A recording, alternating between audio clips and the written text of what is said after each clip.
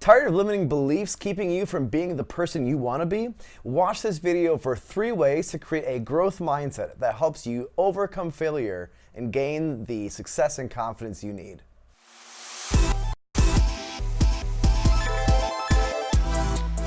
For the best tips on how to change your mindset and your life, subscribe to our channel and ring that bell, and you'll be notified of when we post a new video every Thursday.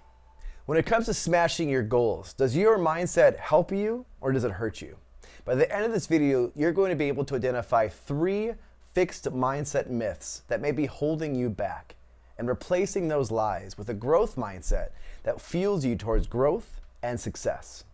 Now, when we know these mindset shifts work because I've used them on my students and Aaron's used them with his own performance coaching clients. I don't understand the attitude. We're telling you it works. Who made you Mr. Know-It-All? I don't want to do this show anymore. I'm not going to continue until you're ready to learn. We'll wait.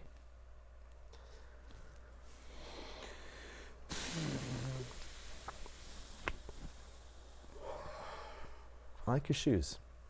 Are those new? Nope.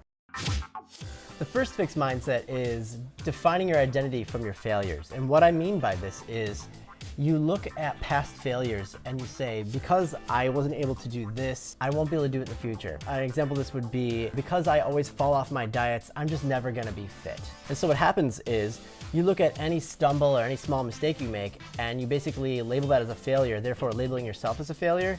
And you're just looking for evidence that you'll never get it right. And this is what we call a cognitive bias. I struggled with this when I wanted to first get fit. I was always the smallest kid in school.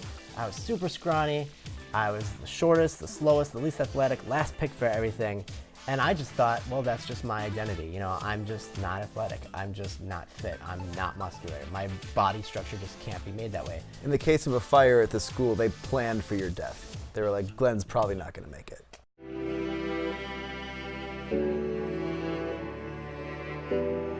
Sorry. That's okay.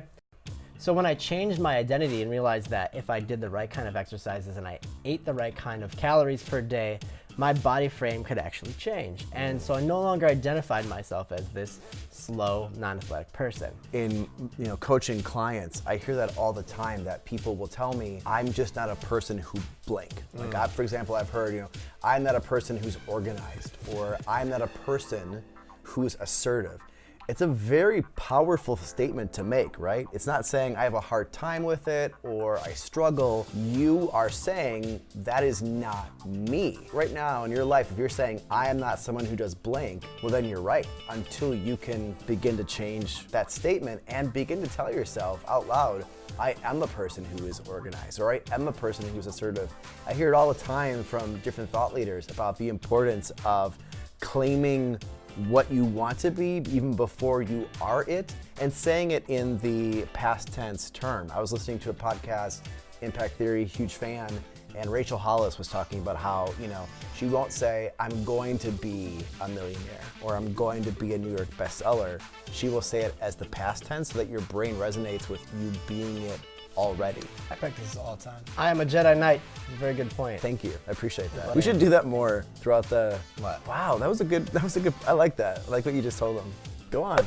Dude, you're killing it right now. Are you guys hearing this guy? This is the Glenn of the Glenn and Aaron. The peanut butter of the peanut butter and jelly. This guy. Man. Let me tell you about this Woo. Guy. Let's just leave him there. Yeah. The growth mindset in this case, to counter that fixed mindset, would be to separate your identity from your failures. Instead, view your failures not as failures that limit you and define you, but as something that you can learn from. Don't identify with them. So for me as a musician, I used to do this. I used to identify with my failures. I identified myself solely as a musician, and my sense of self-worth was tied up in that identity, which meant that my self-esteem and my sense of self-worth would either plummet or skyrocket depending on how my last performance went. But that meant that it was only ever as good as my last performance, rather than having a steady, solid sense of self-worth that was just consistent no matter what I did. I know that for me has been a real changing point that I've been noticing in my own thinking. I am one that has been very guilty of identifying with failure and incorporating that into my identity. And just recently, I was involved in some kind of behavior. Ponzi scheme? A Ponzi scheme. I'm getting so good at it now. I've roped in a bunch of dopes. But I had a moment where I was like, it's not that I'm bad. I'm just not great at this because I haven't done it before. When you think about the people who are great at something that maybe you're not, I would say the number one thing that separates you from them is just the time and experience they've put into that thing. When you realize that it's not that I'm bad at this, it's just that I haven't put the same time and effort in as somebody else, it changes the scenario completely. A second fixed mindset avoids discomfort. Typically, any type of change that we incorporate into our life or any type of comfort that we take away from ourselves in order to grow is going to be uncomfortable. There's going to be pain involved. I mean, think about for yourself, any time that you have tried to try something new or overcome a habit that has been a challenge for you. When you get into that arena and first begin that process, there's probably some sense of pain that you're experiencing.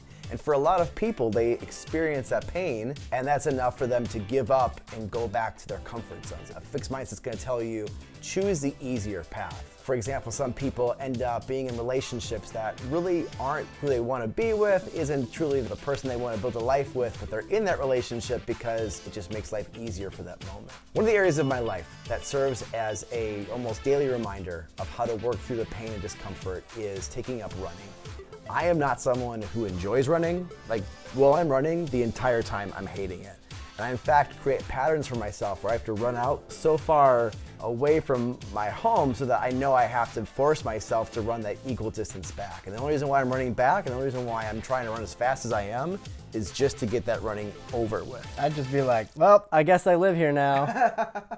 But I make myself do it because I know that at the end of that run, I am going to feel so great about forcing myself through something that was uncomfortable. And so I've begun to begin my day with that running, not even for the fitness part. It is simply just a discipline of saying, you're not gonna like it, but you're gonna make yourself do it anyways.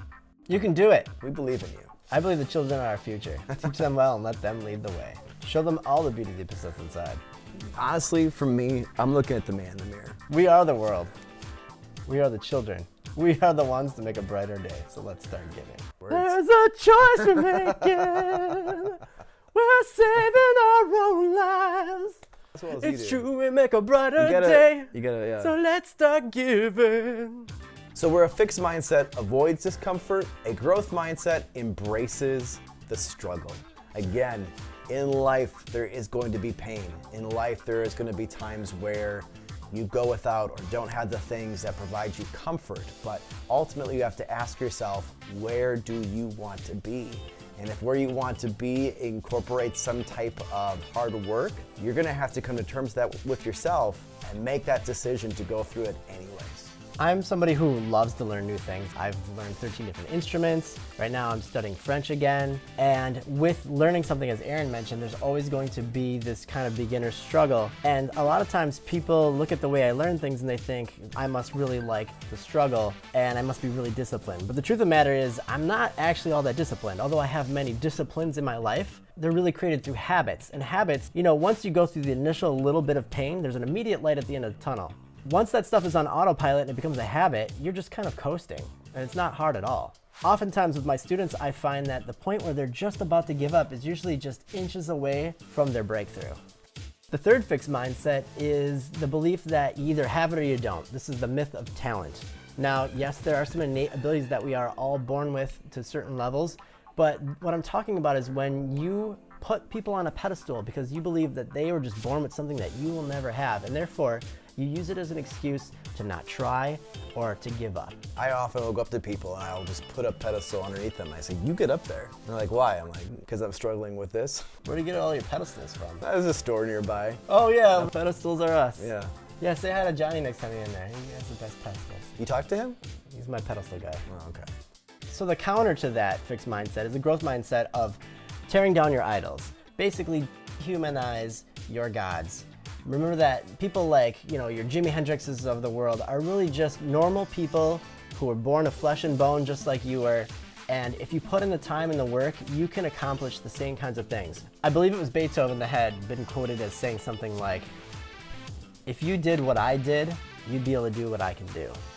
And I firmly believe this. I've seen this time and time again. Some of my students might plateau or get kind of stuck because they have this limiting belief that they're never going to be able to play like so-and-so. Like me. I'm never gonna play like Aaron sounds. He plays like this. Are you seeing what I do? You can't do that. Now, this isn't true across the board. I understand certain people have certain proclivities, but for the most part, we all have the same natural abilities. We all start at zero. So don't compare yourself, especially when you're starting out, to where somebody else is, and don't think that they have something that you will never possess, because that will just limit your potential. What I think about with those individuals too is what kept them putting in all the time that they did is they had a passion for it, right? They had a passion for whatever they were after, and so they wanted to put as much work in possible because that was something that was important to them. Passion's a big part of what keeps you in the game, even when it's hard work and you have to keep on going and you haven't seen those end results yet. And enjoying the process. Right. If you're so hung up on getting to the end result of I want to be where they are right now, and you're not enjoying the process of practicing or learning something new, you tend to not get as far as somebody who actually enjoys the little small wins of trying something, struggling, and then all of a sudden getting it and trying and just basically steadily improving over time. All right, if you believe that you're simply born with it, type born with it in our comments. If you believe that anything can be learned, type learn it. Thomas Edison once said that most people miss opportunity because it's dressed in overalls and looks like work. And so how I want to end this is not to just, again, keep belaboring the issue of having to work harder, but I want to encourage you more than anything. If there's something that you want to experience in your life and it's important to you, there's nothing getting in your way. Not even overalls. If you like this video, please let us know by liking it. Also, don't forget to subscribe and share it with all your friends so we can get the word out about the Glenn and Aaron Show. All of your friends. All of them. There's actually a store that sells just bar stools. How many times I'm like, oh shoot, we don't have enough bar stools here. I just used the last one yesterday. Did you look up the bar stool store? I didn't even think to look there. You idiot. Tear down your idols.